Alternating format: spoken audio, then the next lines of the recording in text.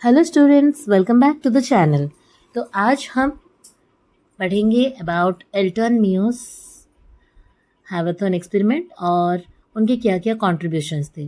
तो कंट्रीब्यूशन के लिए हम और एक क्लास में समझाएंगे, बट आज समझेंगे कि हैवाथन एक्सपेरिमेंट क्या है और उसका क्या क्या डिटेल्स है। तो हैवाथन एक ऐसा टर्म है, तो आप लोग को लग रहा होगा कि ये एक्सपेरिमेंट का नाम है, बट ऐसा कुछ नहीं है। एक्चुअली ये एक कंपनी था हैवाथन वर्क्स नाम का, जो कि 1905 में स्टार्ट हुआ था और वो ऑपरेट कर रहा था टिल 1983। तो यूजुअली हैवाथन में अराउंड 45,000 एम्प्लॉयज़ वर्क कर रहे थे एंड उनके मोस्टली कंज्यूमर्स थे अबाउट टेलीफोन इक्विपमेंट्स किया कि जो रेफ्रिजरेटर्स थे, इलेक्ट्रिकल फैंस थे, ये सब के बारे में। तो मोस्टली वो एक इंडस्ट्रियल वर्क वाला कंपनी था। अब आते हैं हम एक्सपेरिमेंट के ऊपर, जो कि एल्टन मेयो ने किया था। तो 1927 में ये स्टार्ट हुआ था विथ लाइक रिसर्चर्स, जो कि एल्टन मेयो थे एंड फ्रिट्ज सर थे, जो बोथ हार्वर्ड बिजनेस स्कूल में पढ़े हुए थे। एंड वो जो कंपनी था हैवाथन वर्क्स, वहाँ से उन्होंने एक एक्सपेरिमेंट स्टार्ट करना चाहा। और वो एक्सपेरिमेंट ये चूज़ करने के लिए था कि एम्प्लॉयज़ जो काम करते हैं उनका जो प्रोडक्टिविटी होता है वो सिर्फ वर्क की वजह से कि या अच्छा पैसे मिलते हैं उसकी वजह से उनका प्रोडक्टिविटी अच्छा नहीं होता कि अच्छा वो काम कर पाते, बट उसके लिए और भी फैक्टर्स डिपेंड करते हैं। तो उन लोगों को लग रहा था कि प्रोडक्टिविटी मोस्टली डिपेंड कर रहा है कि अगर एम्प्लॉयज़ सेटिस्फाइड है अपने काम से, जो भी वो काम कर रहे हैं कंपनी में, देन एक एम्प्लॉय बहुत हाईली प्रोडक्टिव है कि वह अच्छा काम कर रहा है। तो अब ये है कि मेयो का आइडिया तो बहुत ये था, बट उनको प्रूव करना था, तो उसके लिए उन्होंने हैवाथन एक्सपेरिमेंट कंडक्ट किया। तो हैवाथन एक्सपेरिमेंट का फर्स्ट पार्ट है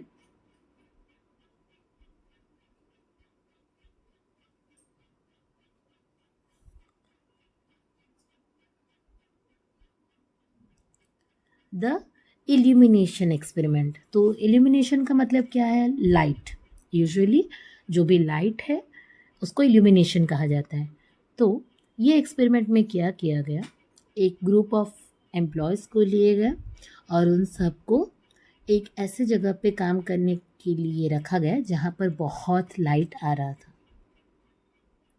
तो क्योंकि वो बड़ा इंडस्ट्री था तो इसीलिए सब एम्प्लॉयज़ को एक ही जगह पे रख दिया जहाँ पर बहुत सारा लाइट आ रहा था। तो उन लोगों को लगा कि जो भी आउटपुट होगा, जितना लाइट आ रहा होगा उतना ही आउटपुट ज़्यादा होगा। जब लाइट बढ़ता है तो जो भी उनका काम है उस काम का आउटपुट भी बढ़ेगा। बट ग्रेजुअली क्या हुआ, कुछ भी ऐसा नहीं हुआ, क्योंकि जब धीरे धीरे उन्होंने लाइट को कम कर दिया, जो भी बहुत सारे लाइट लगे होते उसको जब कम कर दिया, तब भी वर्कर्स अपने आप काम करने लगे और प्रोडक्टिविटी भी बढ़ती चली एंड वर्कर्स रुके नहीं।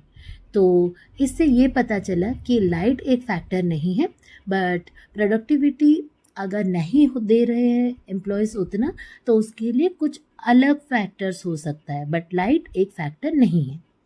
देन उन्होंने और एक एक्सपेरिमेंट कंडक्ट किया, जो था द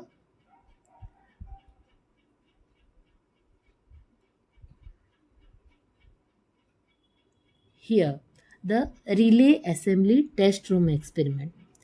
तो पहले तो पता चल गया कि लाइट के वजह से ये सब नहीं हो रहा है, तो और क्या फैक्टर्स हो सकते हैं। तो उन लोग को लगा कि अदर फैक्टर्स ये हो सकता है कि मतलब वर्किंग डे, कि अच्छे से रेस्टिंग आवर्स या अदर फिजिकल फैक्टर्स जो भी होते हैं। तो उन लोग को लगा कि ये फैक्टर्स शायद अफेक्ट करेंगे एम्प्लॉयज़ के आउटपुट या प्रोडक्टिविटी को। बट इस वाले एक्सपेरिमेंट में भी उन्होंने इस ऐसा किया कि मोस्टली जो भी कंपनी में छोटे छोटे ग्रुप्स होते हैं कि 5 मेंबर्स 6 मेंबर्स का एक ग्रुप्स था, तो एक 6 लड़कियों वाला एक ग्रुप लिया जो कि बहुत दोस्त लाइक बहुत फ्रेंडली थे और वो हमेशा एक दूसरे के साथ ही रहते थे। और फिर उन लोगों को एक इनफॉर्मल एटमॉस्फेयर में डाल दिया अंडर अ सुपरविजन, एक रिसर्चर के अंडर में उन लोगों को डाल दिया।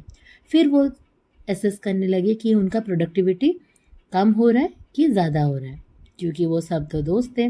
बट देन प्रोडक्टिविटी उनका ज़्यादा ही हुआ और जो भी स्टेबलाइज्ड वर्क था उन लोगों का वर्क भी सेम ही हुआ, क्योंकि ऑब्वियसली सब दोस्त थे, सब एक दूसरे को जानते थे, तो सबका काम इक्वली हुआ।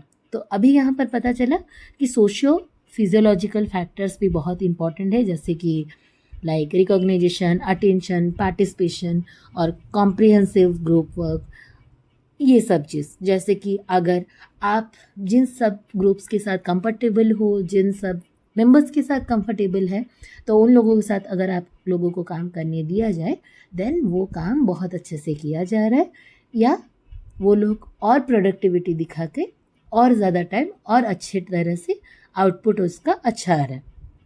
Coming to the third one, ये है इंटरव्यूइंग प्रोग्राम। तो फिर एल्टन मियो ने ये किया कि लाइक सब एम्प्लॉयज़ को एक ही जगह पे रख के उनके वर्किंग सिचुएशंस के बेसिस पे उन लोगों को इंटरव्यूज़ किए। तो मास इंटरव्यूज़ रखे गए जहाँ पर लार्ज नंबर ऑफ वर्कर्स को रखा गया एंड देन उन लोगों को वर्क रिगार्डिंग सब क्वेश्चंस पूछे गए, जैसे कि यूजुअली इंटरव्यूज़ में होता है। तो यहाँ पर ये चीज़ प्रूफ हुआ कि लाइक सोशल फैक्टर्स काम में जो भी होते हैं वो सब बहुत इम्पॉर्टेंट है, क्योंकि सब लोगों के आंसर्स बहुत सिमिलर ही थे। क्योंकि ऑब्वियसली जैसे कि मास इंटरव्यूज़ हो रहे थे तो सब लोग एक ही जगह पे थे, तो उन लोगों का आंसर्स उतना वैरी नहीं किया and all the things way equal. Like usually कोई डेयर नहीं किया कि कुछ गलत बोले, और सब सही सही बोल रहे थे और सब सेम सेम चीज़ ही बोल रहे थे, क्योंकि it was a mass interview and सब एम्प्लॉयज़ एक ही जगह पे होके इंटरव्यू दे रहे थे। तो अब आया द नेक्स्ट वन,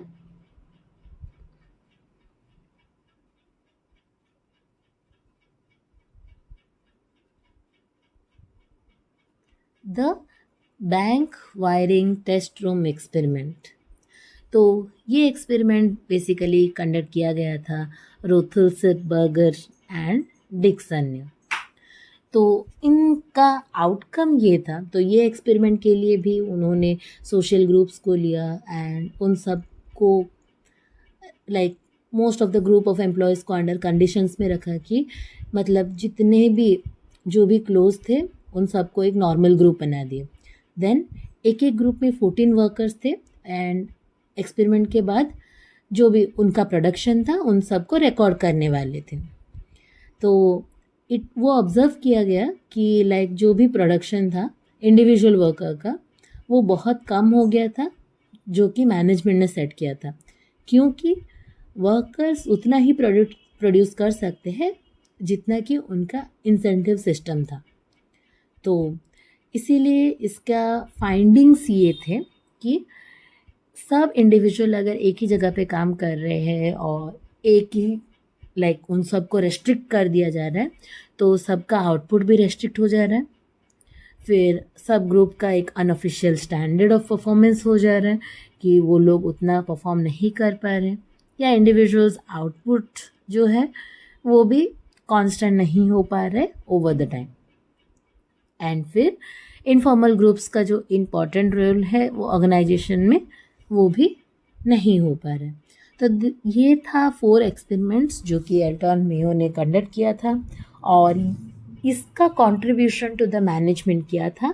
ये हम नेक्स्ट क्लास में सुनेंगे। Thank you so much.